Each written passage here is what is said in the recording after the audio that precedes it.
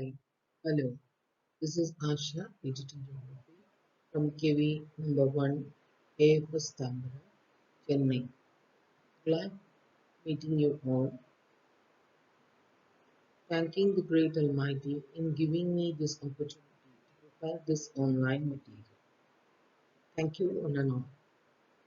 This PowerPoint presentation is on human geography, nature and scope, the first chapter of the first volume of Class 12 NCERT textbook for geography.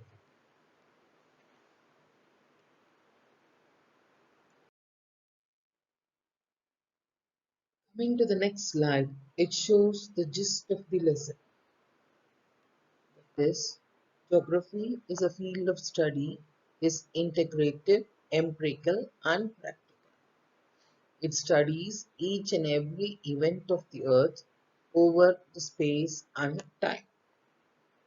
Human geography studies the relationship between human and nature. Geography can also be studied with lawmaking and describing. Now, in this slide, we are seeing that geography as a discipline in the form of three dualism. Let us see what they are. For example, it may be a lawmaking, ordering, or descriptive. It will give us ideas to adapt with nature, to overcome nature, and so on. Whether its subject matter should be organized and approach of study should be regional or systematic. The word systematic refers to we are considering the whole earth as whole, as one, and then studying the features of soil, climate, natural vegetation, and so on. When you come for regional, dividing the whole world into different boundaries, political boundaries, etc., like so on. And then we are coming about the other geographical features like soil, vegetation, climate, and so on. And the third one is whether geographical phenomena be interpreted theoretically or through historic institutional approach. Just we are saying this happened, that happened, or we are giving some practical knowledge to the existing one. Now, let us know how the geographical landforms are compared to the human anatomy, describing as metaphors. The morphology of the geographical features are compared to the human body. For example, the face of the earth, the eye of the storm, the mouth of the river, the snout of the glacier, the neck of the isthmus, and profile of the soil. Similarly, villages, towns have been described as organisms. German geographers describe the state country as a living organism. Networks of road, railways, waterways have been described as the arteries of circulation. Now, let's define human geography. There are so many authors or so many geographers who have described or defined human geography in various ways. For example, Ratzel defined geography as human geography is the synthetic study of relationship between human societies and the earth's surface. He is emphasizing on synthesis. Now, let us come for Ellen C. Semple. Human geography is the study of changing relationship between unresting man and unstable earth. Now here he is giving importance for the changing relationship, that is dynamism of the earth surface and human being. When we come for Vidal D. La Black, he says that conception resulting from a more synthetic knowledge of physical laws governing our earth and of the relationships between the living beings which inhabit it. Here we are seeing that the nature of human geography. Human geography studies the interrelationship between the physical environment and the socio-cultural environment created by human. Elements of physical are land, water, soil, climate, and vegetation. Elements of cultural are transport, communication, settlements, and crops created by man. Here we will see that how naturalization of humans, the meaning is man interact with nature with the help of technology. Slowly, man started living on the earth's surface. He, by trial and error method, he started learning technology. It is not important that what he creates, but with what tools he used to create. For example, by dashing both the by colliding both the stones, he created the fire.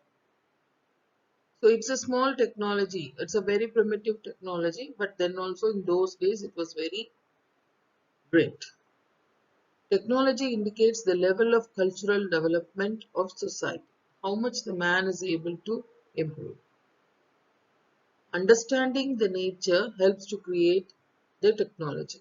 He has to study the nature. Man has to study the nature. For example, here we have shown two diagrams. The first left side one, we are showing the terrace farming. So he has understood that the land is sloping, so that he has to make in the form of steps, and then only he can do the agriculture. It makes the soil to retain the moisture. Otherwise, if the water may drain. So this knowledge he has gained because of repeated understanding of nature. And in the second one, the right side figure, he has understood that he has to live here, but at the same time, there is stagnation of water.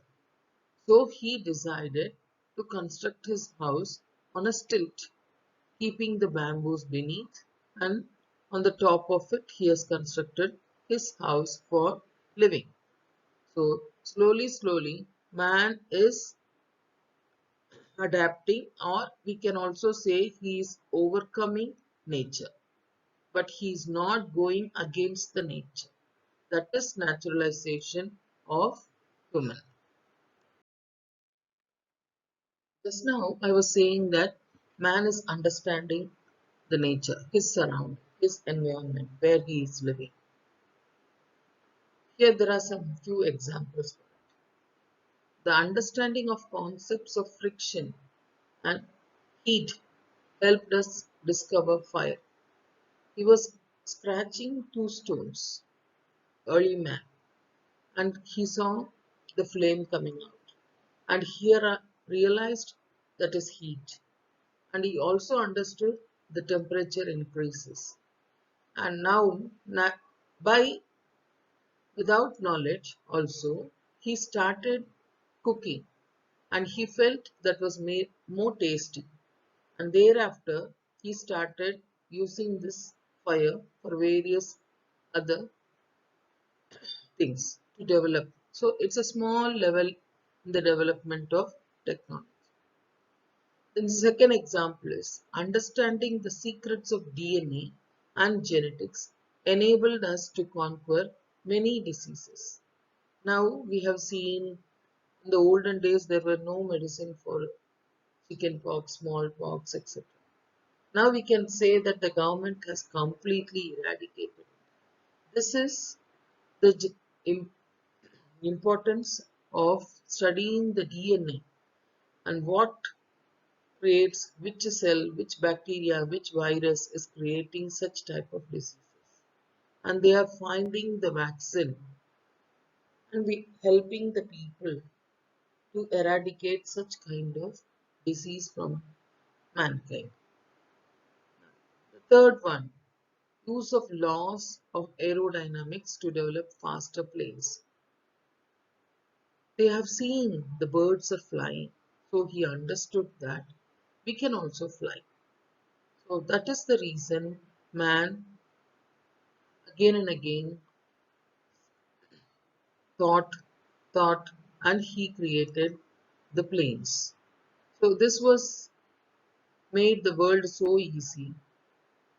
Within a short period, we can reach the farthest place.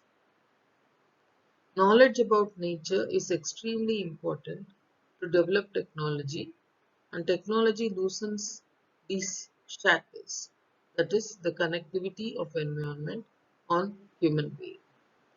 Slowly, slowly, when technology was keeping on improving, man was losing the connectivity with the environment. The interaction between primitive society and nature is called environmental determinism. Now, when we are adapting ourselves to the environment, it is called as the environmental determinism. Children, in the previous slide, I told you the three natural laws. The first one is rubbing of these stones and making into fire. The second one, studying of DNA and finding the vaccines for new medicines. And third one, seeing the birds are flying and creating the aeroplanes. And studying the nature, how to climb, we have found the escalators. So these, from the primitive level, little by little, man is developing and overcoming the nature by studying the nature to the deepest. Now let us see what are the characteristic features of environmental determinism. Environment controls human actions and activities. Humans are directly dependent on the natural environment. Humans are not free and they are adapted to the nature. Humans are naturalized. They are afraid of natural forces. It states that human history, culture, lifestyle, and stages of development are influenced by the physical environment like climate, soil, relief, etc. It considers human as a passive agents whose attitude, decision making is influenced by physical environment. Example, the life of nomads or tribal people living in mountains or forests.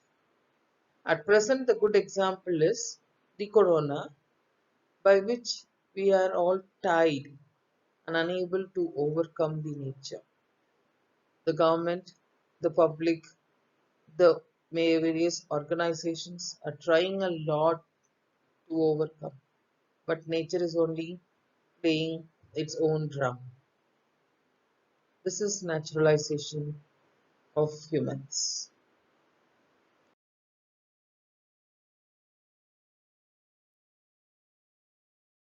Now let's come for the humanization of nature. With the development of technology, of people understood the nature well.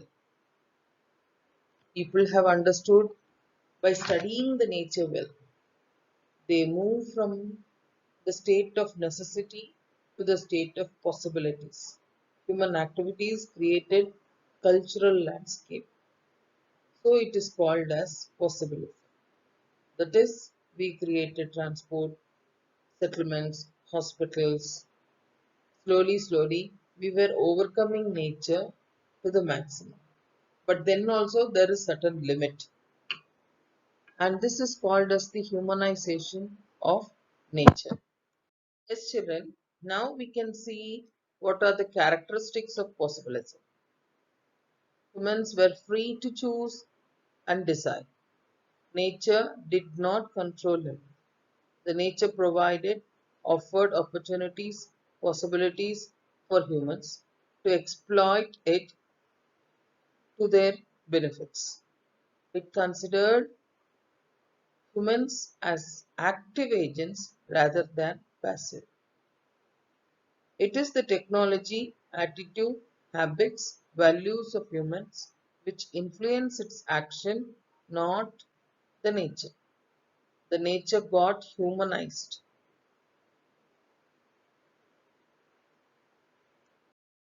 Children see this formula. We call it as environmental determinism.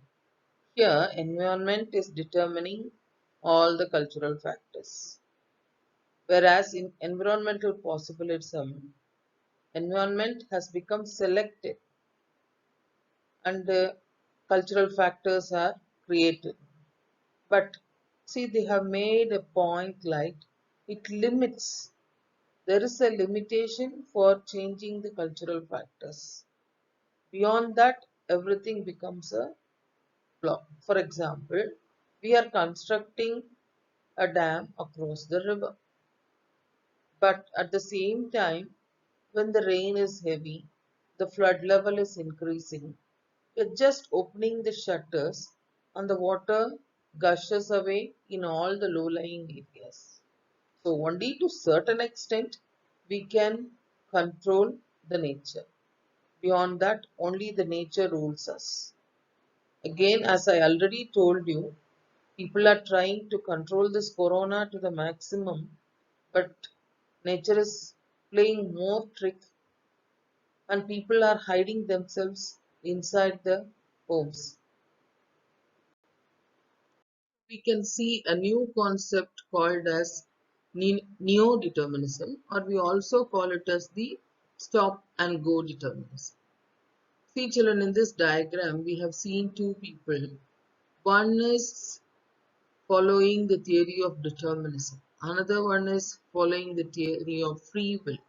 That is, he is completely surrendering to the nature and adapting himself to the nature, and he says that the nature is ruling us. But he says the person who is thinking as free wills, he says that I have knowledge, I can think of myself, I can overcome nature to a certain extent. Now here we will see what is Griffith Taylor saying. Neither is there a situation of absolute necessity, nor there's a condition of absolute freedom.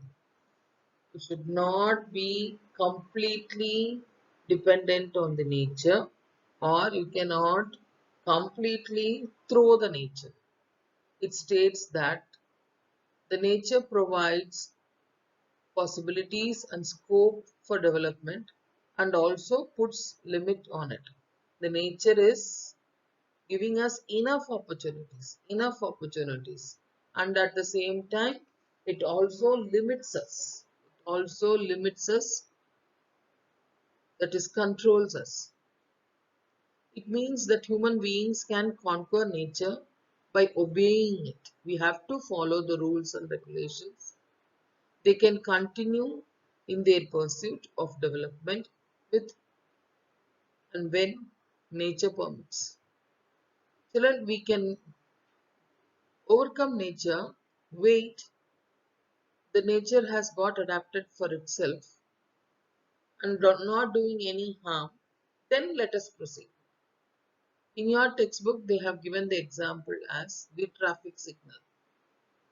When the red color light is there, we are supposed to stop. If we are crossing, the accidents will occur. So the nature is always giving an alarm. Something bad is going to happen, then man has to stop. If he keeps on moving, then a great disaster comes. The neo-determinism conceptually attempts to bring a balance nullifying either or dichotomy. We have to live in this earth, but at the same time, the meaning of developing technology, we should not destroy the environment. Now, plenty of industries repeatedly existing. We are improving in our information technology, but at the same time, we are creating global warming. and we are making holes of the ozone. We are destroying all the forests, and naturally, we are becoming unfit to live on our own earth. So, this is called as the neo determinism or stop and go determinism.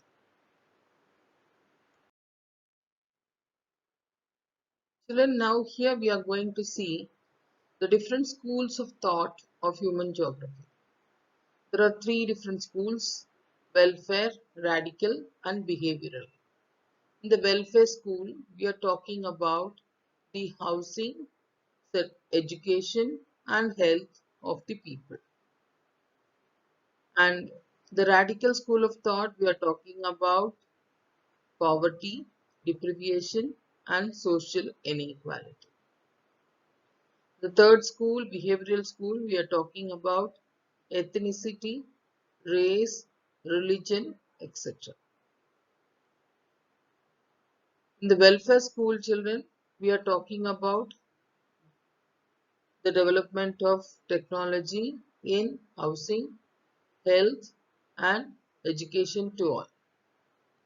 At the same time, in the radical school, we are finding that still there are people without the basic amenities of food, shelter, and clothing, leading to poverty, and some people are downtrodden.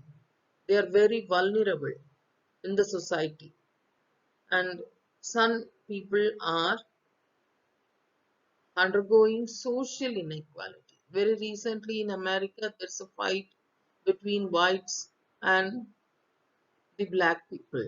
Black people, we should not say, but then also, I'm sorry to say it, there was a big fight. A person got killed, and four policemen were under problem. The behavioral school of thought, ethnicity, the old tradition which man is keeping on following, and race. Race, children, everybody knows. Some of us are dark in color, some of us are very fair in color. With the color, nothing works. Everything is in the mind and heart, how people are. And every one of us are following different religion. It is their own liberty to follow their own religion. And we are not supposed to discriminate people based on this ethnicity, race, and religion. And we have to be the helping hand for poverty, deprived people, and we are not supposed to create any social inequality.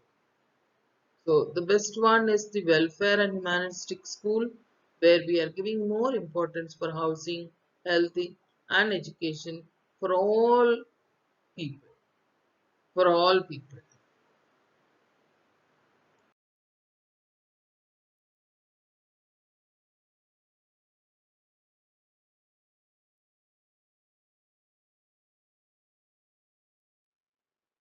Children, this diagram is showing the relationship between geography, human geography, and all other subjects existing in various disciplines, and how all other disciplines are interconnected with human geography.